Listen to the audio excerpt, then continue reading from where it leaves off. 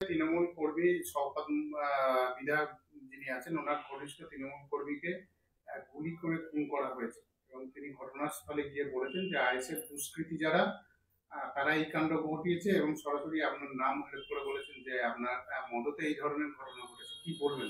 আমি ভাঙড়ের বিধায়ক হিসাবে সর্বপ্রথম যে খুনটা হয়েছে, যে মানুষটা রাজ্জাক খাঁকে যে খুন করেছে, এর চূড়ান্ত প্রতিবাদ করছি। সাথে সাথে প্রশাসন বন্ধুদের বলবো, রাজনৈতিক কর্মী না দেখে ভাঙড়ের একজন কর্মী মানুষকে খুন করা হয়েছে, এই হিসাবে তদন্ত করা হোক।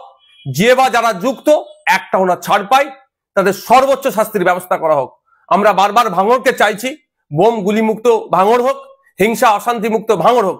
দুর্ভাগ্য আমাদের, ভাঙড় ডিভিশন করার পরেও ভাঙড়ের মানুষকে এই ধরনের খুন হতে হচ্ছে দুষ্কৃতীদের দ্বারা। এখন শওকত মোল্লা সাহেব রাজনীতি করছেন, তিনি আইএসএফ কে আমাদেরকে দেখে দেওয়ার চেষ্টা করছে। কিন্তু শওকত সাহেবের যদি আমরা প্রিভিয়াস রেকর্ড দেখি, সেই রাজ্জাক সর্দার থেকে শুরু করে মানিক পাইক থেকে শুরু করে বিভিন্ন সময় আমরা দেখেছি খুন করেছে তাদের দলের লোকেরা, তারাই যুক্ত থেকে অন্যদেরকে, তাদের দলের প্রথম সারির নেতাদেরকে সাইড করেছে। সেই জাহাঙ্গীর খান চৌধুরী থেকে শুরু করে এই ধরনের অনেক আছে। এটা শওকত মোল্লা সাহেবের প্রিভিয়াস রেকর্ড। এখন এই খুনটার কারণ কি হতে পারে? আমি সকালে কয়েকটা ফুটেজ দেখছিলাম পরিবারের লোকজনের, তারা কেউ দাবি করছে ওই দিন 3 জন ছিল, যখন তাকে খুন করা হয় 2 জন তাকে ছেড়ে চলে গিয়েছে। এখন একটা সন্দেহ থেকে যাচ্ছে। সাথে সাথে আজকে আর একটা ভিডিও ফুটেজ দেখলাম, পরিবারের লোকজন সরাসরি বলছে এটা গোষ্ঠীদ্বন্দ্বের শিকার হয়েছে। এবং বাস্তবিক কথা, আমি যতটুকু খোঁজ নিলাম, ওই অঞ্চলে ওই যেখানে বাড়ি যে ছেলেটিকে খুন করেছে, ওখানে আইএসএফ বা বিরোধীদের সাথে ওর সম্পর্ক খুব একটা খারাপ ছিল না। কিন্তু আমি যতটুকু খবর পাচ্ছি, এই লোকটি যাকে খুন করেছে ওরা, আপনার একদা সময় আরাবুল ঘনিষ্ঠ ছিল, প্রেসার দিয়ে চাপ দিয়ে এখন শওকত ঘনিষ্ঠ করেছে। এবার এই সুযোগটা কে নিয়েছে, এটা তদন্ত সাপেক্ষ। একাধিক ইকুয়েশন উঠে আসছে এই খুনের রহস্যের পিছনে, তবে সবটাই সমাধান করতে পারবে প্রশাসন, ইনভেস্টিগেশন অফিসার। আমি আশা করব নিরপেক্ষতা বজায় রেখে এটা তদন্ত হোক। আর সাথে সাথে এটাও বলে রাখছি, পরিবারের সাথে আমি যোগাযোগ করার চেষ্টা করছি, পরিবারের সমত নেব।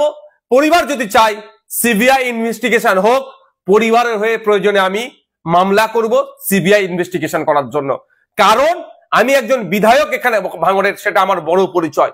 কোন দলের নেতা, কোন দলের চেয়ারম্যান, তার থেকে বড় পরিচয় ভাঙড়ের আমি বিধায়ক। ভাঙড়ের মানুষ খুন হয়েছে, ভাঙড়ের মানুষকে যারা খুন করেছে তাদেরকে আমি শান্তির ঘুম ঘুমোতে দেব না।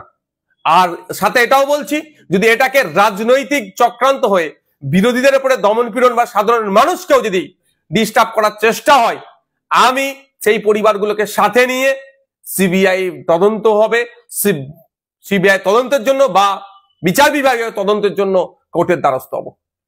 এটা কি তাহলে আরাবুল আর শওকত সাহেবের গোষ্ঠীদ্বন্দ্বের?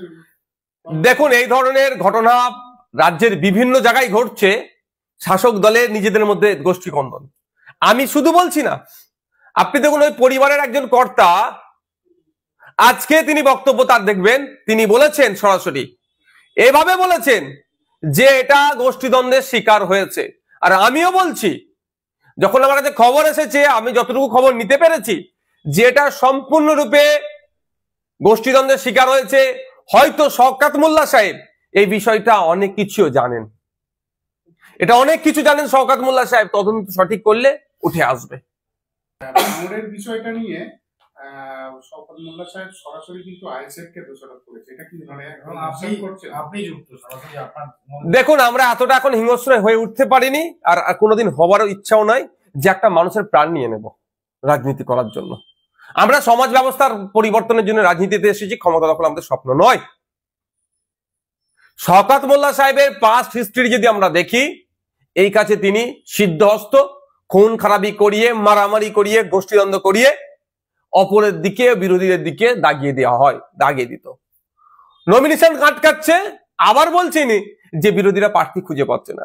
এখন আমি বলছি, এই যে খুনটা হয়েছে, শওকত মোল্লা সাহেবকে যদি সঠিকভাবে জিজ্ঞাসাবাদ করা হয়, এই খুনের অনেক রহস্য উন্মোচন হবে।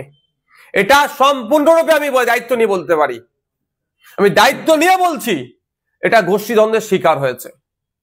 এবার কোন গোষ্ঠী করেছে আর কেন করেছে, কোন গোষ্ঠী করেছে এটা এই মুহূর্তে বলা সম্ভব নয়। কেন করেছে এটা আমি বলতে পারি, সেই দিনের শেষে ভাগ বাটোয়ারার লড়াই, এ বড় নেতা হয়ে যেতে পারে, সে ছোট নেতা হয়ে যেতে পারে, এই মর্মে একটি ছেলেকে খুন করা হলো। আমি ভাঙড়ের বিধায়ক হিসাবে রাজনীতির ঊর্ধ্বে গিয়ে বলছি, এই খুনের আমি চরম বিরোধিতা করছি।